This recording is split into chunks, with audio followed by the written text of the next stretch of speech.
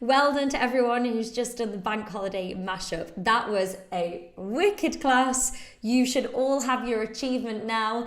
That was so fun. We did Body Blitz, which is like aerobics basically. It's my version of aerobics. Then we did Combat, Sculpt, which is low impact, so no jumping, but high intensity, and Yoga Flow to finish, which is yoga to music. Again, like my version. Absolutely loved it. So good. So well done to everyone who came, sweated and started your bank holiday in the best, most energizing way. If you didn't make it, team, don't worry. Recorded it. It's going up on demand, so you can do it whenever you like. Anyway, time for the Q&A. As always, got some great questions, so thank you to everybody who sent me a question this week. Really, really good. I've got 5 questions to go through today, but if you think of any on the way that you want me to answer, of course, just pop them in the comments box. Oh, Sarah, yes, I'm so pleased you loved it. It was so great to see so many of you there as well. Starting your bank holiday in the best way, like I said. Okay, Q&A. Here goes. Question number 1. I have a question regarding the low-fat versus full-fat options. Is it always best to go for the low-fat yogurt or cheese or coconut milk, etc. when you're trying to lose weight? Now, it really, really depends. So quite often what happens when you get a low-fat alternative, so for example, low-fat yogurt, what they do to compensate for the taste and the texture is they either load it with sugar or additives or artificial stuff, emulsifiers, sweeteners, whatever, just to compensate for the loss in taste and the fact that it is low fat or no fat. So please do bear that in mind and maybe check out the ingredients list, because you want to think about nourishing your body, your body, your body with the good stuff. So more natural sources and less of the artificial stuff. By the way, if you hear Harvey barking at all during this, it is because he's about to go and stay at his grandma and granddad's for the bank holiday weekend. John and Chrissy's, and he knows that he's going, so he's getting all excited about it. I don't know if anyone else's pets do that, but me and Will are doing a recce of the Yorkshire Three Peaks for you guys tomorrow, because we're taking you, or if you're not signed up and you want to come, you can, in June. So we're going to do a recce of it. So yeah, very exciting. Anyway, back to the yogurt, the full fat or low fat. So just bear that in mind, that they might pump it with other stuff and load it with sugar. It's not necessarily a good thing. And it depends on how you like the texture and the taste. So if we take Fage yogurt, which is Greek yogurt, and you go for the 5% version, it tends to be a bit thicker and a bit creamier, and some people might argue tastier as well. The 0% isn't as thick, it's not as creamy. In terms of the fat content, there's not a right lot of difference. We're talking, a few grams here. And in terms of the calorie content per serving size, you're looking, I wrote the figures down, but for 100 grams of the 5% stuff, so the full fat, it's 93 calories. For 100 grams of the 0% stuff, it's 54. Now, when you put that into a serving size, which is 150 grams either or, it's 58 calories different. We're looking at less than an apple here, maybe an orange. So you've got to weigh it up. Where do you, I understand and appreciate that, where do you want to use those calories? Where can you save the calories? If you're not bothered about taste and texture, okay, maybe 50 there, but like I said, it's negligible. So think about what's going into what you're eating, first of all, and think about what you prefer and what you like. So it really is down to personal preference at the end of the day. But I hope that makes sense. I hope that answers the question for you. Question number 2, what are some good ways to stay active throughout the day if I have a sedentary job? Oh my goodness, so many. I mean, if you've got a sedentary job, an office job, you're in the best place being in the online squad, because you can really, really make fitness fit around your lifestyle. You can do a workout first thing before you go, even if it means getting up 15 minutes earlier. You can work out whilst dinner is cooking. You can be a weekend warrior and cram your workouts into the weekend, which most recent research says is just as beneficial for your long-term health as spacing them out throughout the week. Some people might find that debatable, but that's what they say. That's what research says. And I just think, fit it in when you can. And if you're working from home, well, you can use it as breaks. We've got loads of members that have lunchtime breaks. It might be a 15-minute ab session or a 15-minute stretch and away from the desk. So you're in the best place doing online fitness, first of all. Secondly, the basic things. Can you walk around a bit more? Can you set reminders in your phone for you to actually get up out of the seat, either stretch or go and make a cup of tea or go and make yourself a drink every so often?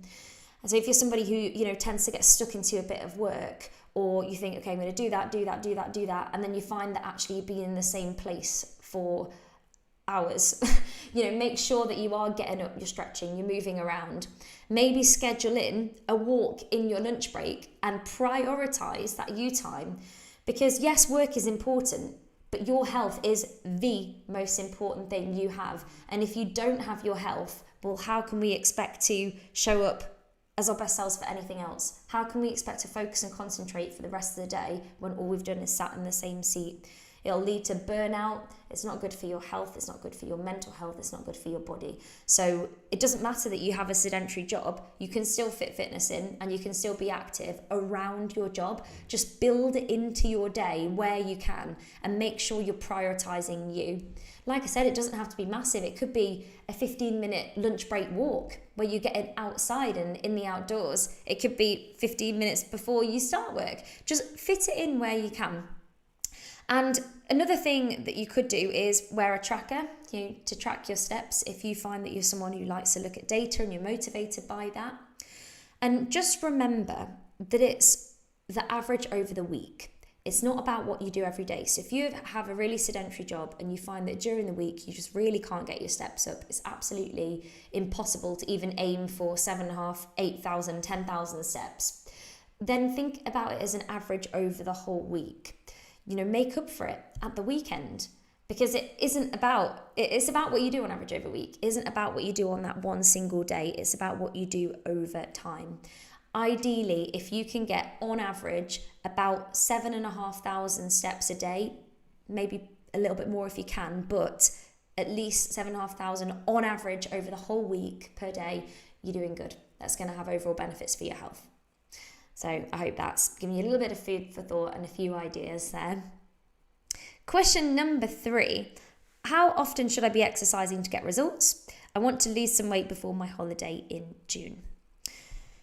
Now, it really depends, actually. It really, really depends. What type of workouts are you doing? How often are you doing them? How intense are they? How long are they? Where are you at the moment in your fitness journey? Because what a lot of people find is when they first start off their fitness journey, they lose the weight really, really quickly. And then it starts to taper off after a few weeks because there is literally less of you to lose. Your metabolism will slow down because you have less mass to lose. So sometimes you might find that. So it depends on where you're at in your fitness journey. What I would say here is, rather than focusing on spinning your wheels all the time and trying to kind of out-exercise everything, really hone in on the diet side of things. Now, we want it to be sustainable. We want it to be something long-term. We don't want you over-restricting, and we want you enjoying the journey. So making sure that you're in a bit of a calorie deficit that you can maintain where, yes, you are seeing results. So maybe it's £1 a week, for example, or £1 every other week, or max £2 a week. I wouldn't really want to see anything more rapid than that because I'd worry whether you'd be able to stick it in the long run. Unless you're at the beginning of your journey, and like I said, it tends to happen, and sometimes it's to do with water weight as well. Anyway, that aside, it's more important to focus in on nourishing your body. Have a look at your diet, put yourself in a bit of a calorie deficit, and use the workouts for your health and for your well-being. So to maintain that muscle mass. And as we know, the more muscle mass we maintain, the higher our metabolism, because we're lifting our BMR, which is our basal metabolic rate. And that highly depends on how much lean muscle mass you have. So how do we do that then? So what you want to be doing is trying to aim to strength train a couple of times a week. And I would say get some cardio in, and also make sure you're balancing it out. So some flexibility, mobility to really work the mind-body side of things, but also to make sure you're working your mobility and flexibility and preventing any injuries.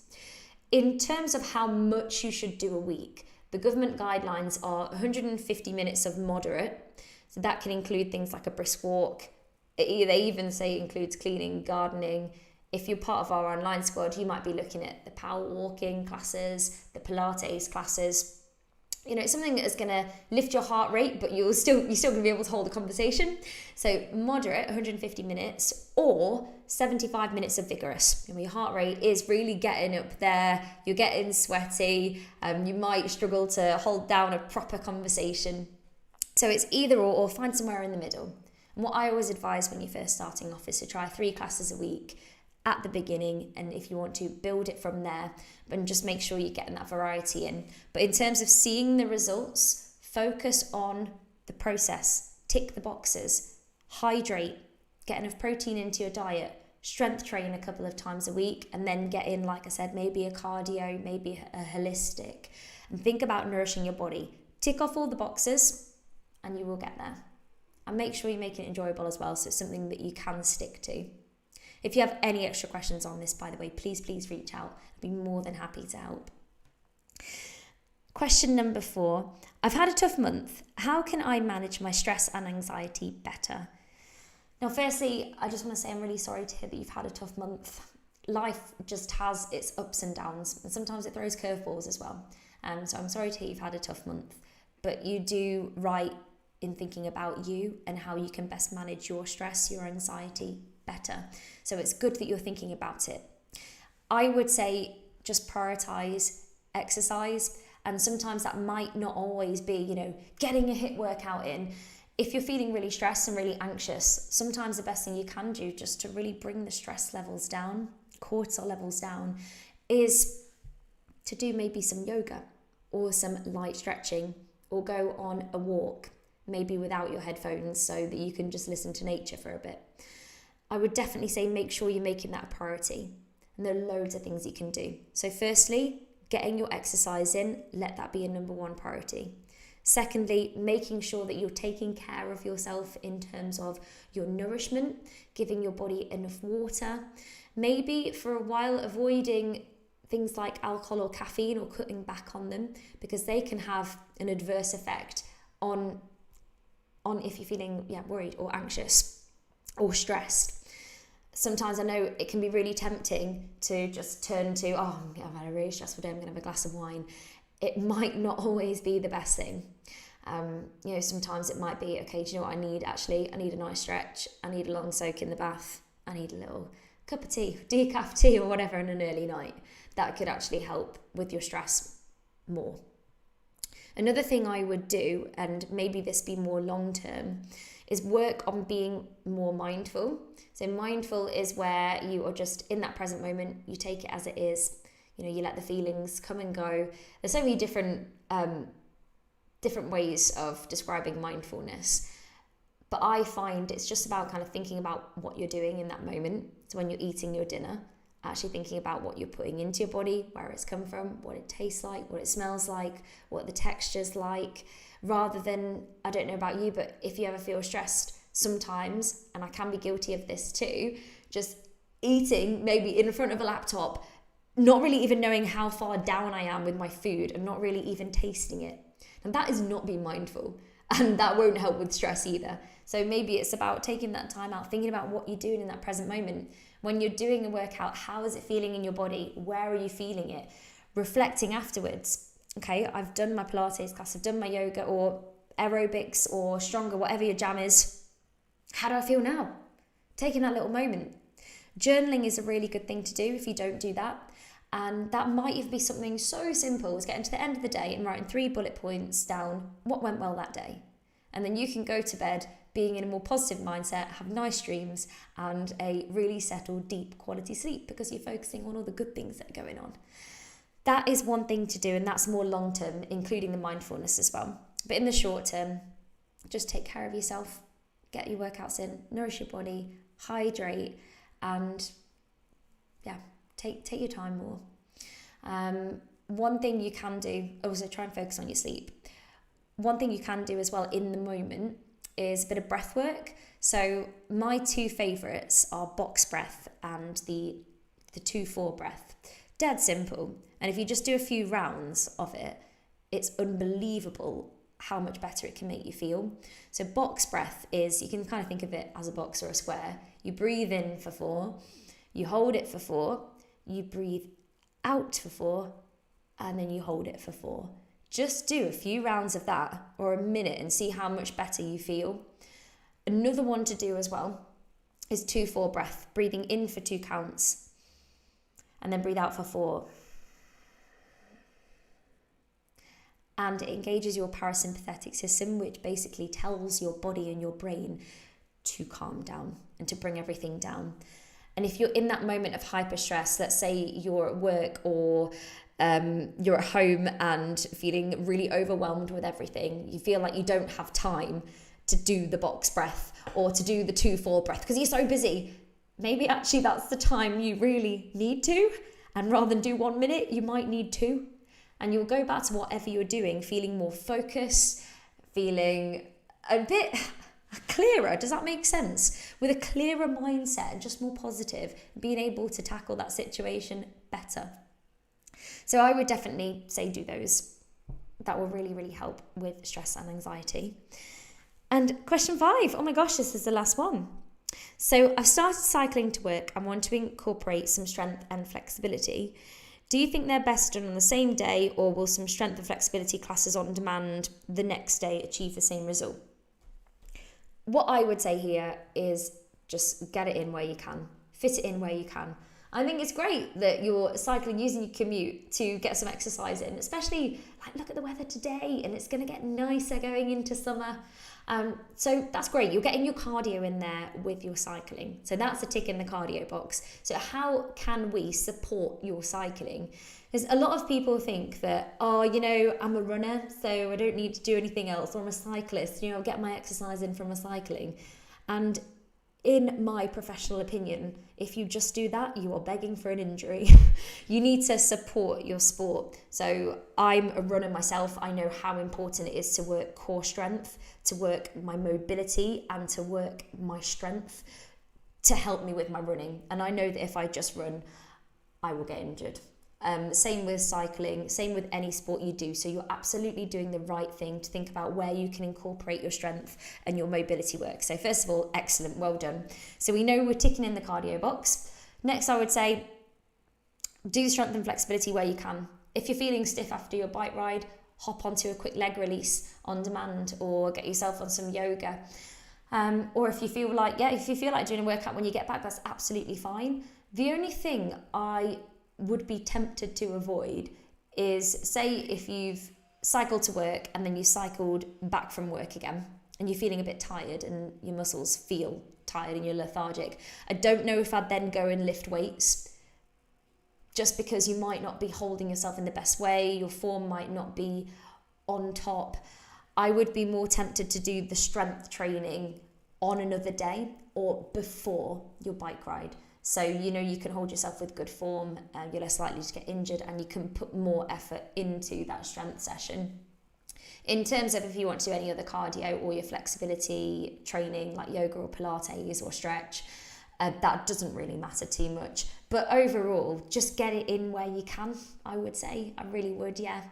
So if you're cycling to work to and from every day, a couple of strength sessions and maybe a couple of holistic, if you can get them in, even if it's a quick stretch, you know, while dinner's cooking, get a stretch at the same time. Now, all the questions for today. Now, I wish you all a wonderful Easter bank holiday weekend. Enjoy the weather, enjoy that special time with your loved ones, and I will see you all back in the lives on Tuesday, or of course I'll see you on demand in between. And members, make sure you check your emails. I've also left you all a little letter on the members area, so you can go ahead, log in there and have a look at the little letter. But have a wonderful, wonderful weekend, and I will see you back on it live on Tuesday. Bye everyone, and thank you so much for listening. See you later.